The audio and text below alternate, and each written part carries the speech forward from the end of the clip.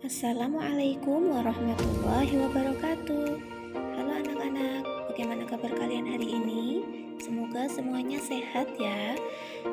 Untuk video pembelajaran hari ini, kita akan belajar tematik ya. Kita akan belajar tematik tema 4, materi bahasa Indonesia, kompetensi dasar 3.6, yaitu tentang pantun.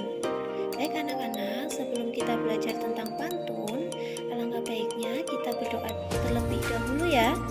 Berdoa dimulai, berdoa selesai. Oke, terima kasih. Baik anak-anak, apakah kalian sudah pernah dengar kata pantun? Atau sudah pernah mempelajari tentang pantun? Jika belum, yuk kita simak video ini baik-baik dan jangan di skip dulu ya. Simak video ini sampai akhir. Oke, jadi pantun itu adalah salah satu puisi lama yang terdiri dari 4 baris. Nah, untuk selanjutnya pantun contohnya nih ada, kalau ada jarum yang patah jangan dimasukkan ke dalam peti. Kalau ada kataku yang salah jangan dimasukkan ke dalam hati. Nah, itu contoh salah satu pantun. Sedangkan ciri-ciri dari pantun itu sendiri adalah setiap bait terdiri atas 4 baris atau larik. Jadi pantun di atas ada 4 baris. Kemudian yang kedua, setiap baris terdiri atas 4-5 kata yang terdiri atas 8-12 suku kata. Kemudian yang ketiga, bersajak ABAB. Sajak adalah bunyi akhir pada baris pantun. Jika kalian perhatikan pantun di atas, bunyi akhir pada baris pantun yang pertama itu ah, yang kedua ti, yang ketiga ah, dan yang ketiga, yang keempat ti. Jadi bunyi atau sajaknya itu ah ti ah ti. Jadi ahnya itu disebut A, T-nya disebut B. Karena baris ketiga itu ah juga, jadi disebut A. Dan yang hati itu kan T, sama saja baris kedua. Jadi sajak dari pantun tersebut adalah AB, AB. Kemudian ciri-ciri yang keempat, baris pertama dan kedua merupakan sampiran. Ya, baris pertama adalah kalau ada jarum yang patah, dan baris kedua adalah jangan dimasukkan ke dalam peti. Baris ke-1 dan ke-2 itu sampiran. Sedangkan ciri-ciri yang kelima adalah baris ketiga dan keempat merupakan isi. Jadi isinya adalah kalau ada kataku yang salah, jangan dimasukkan ke dalam hati. Oke anak-anak, itulah ciri-ciri dari pantun. Kemudian perbedaan sampiran dan isi pada pantun itu apa sih?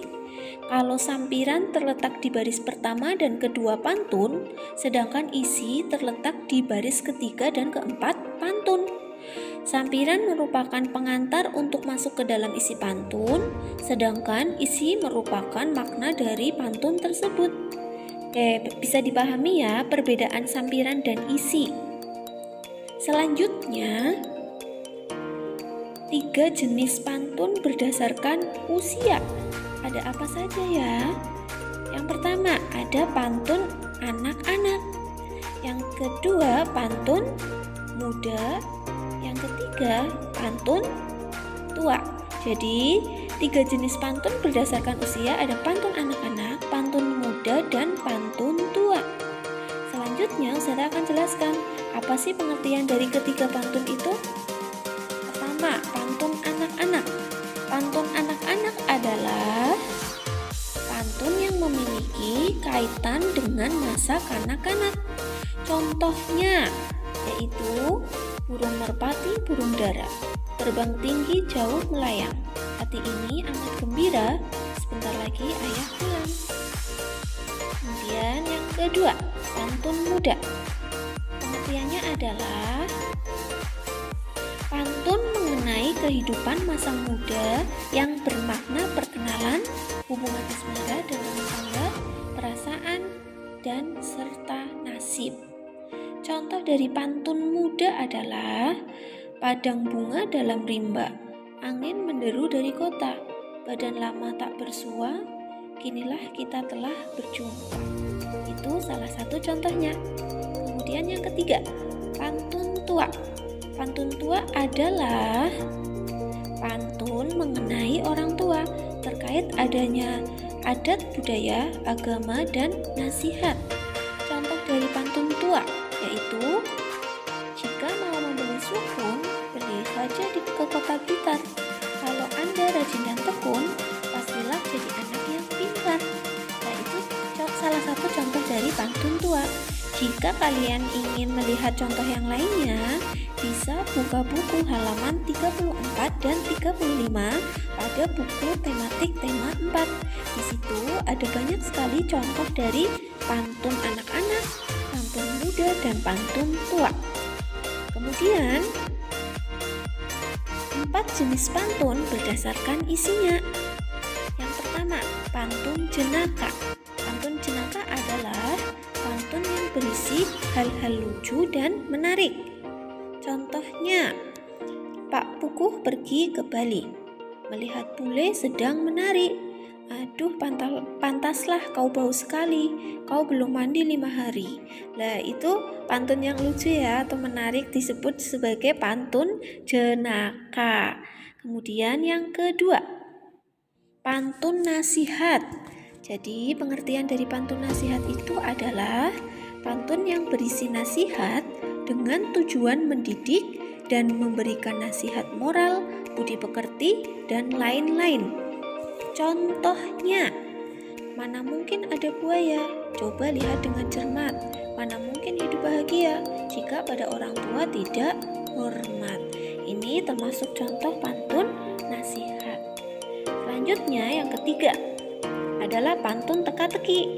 Pengertiannya, pantun teka-teki adalah pantun yang berisi teka-teki dan pendengar atau pembaca diberi kesempatan untuk menebak teka-teki pantun tersebut. Contoh dari pantun teka-teki, anak-anak bermain batu, batu dihitung satu persatu, badannya lurus, matanya satu, buntutnya tajam, apakah itu? Ya, di sini ada teka-tekinya ya. Jadi sebelum dikasih tahu jawabannya, pembaca atau pendengarnya harus menjawab dulu. Dari pantun tersebut yang dimaksud adalah jarum. Ya.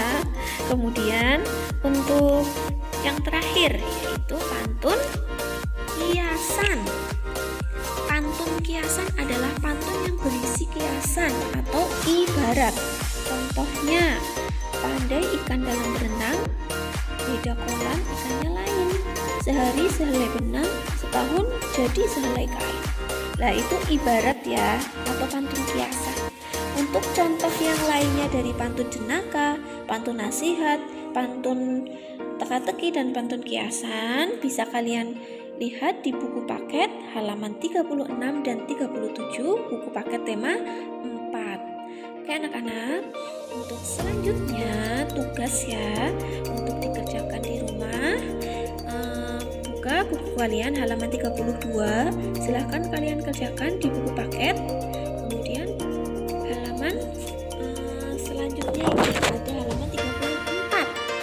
Nah, di situ kalian disuruh pasangkan bagian kiri itu sampiran dengan bagian kanan itu isi, sehingga menjadi sebuah pantun yang berirama ABAB.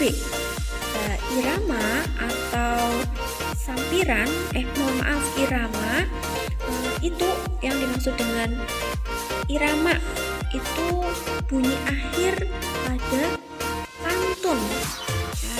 Jadi irama itu sama saja dengan sajak ya, sajak ABAB.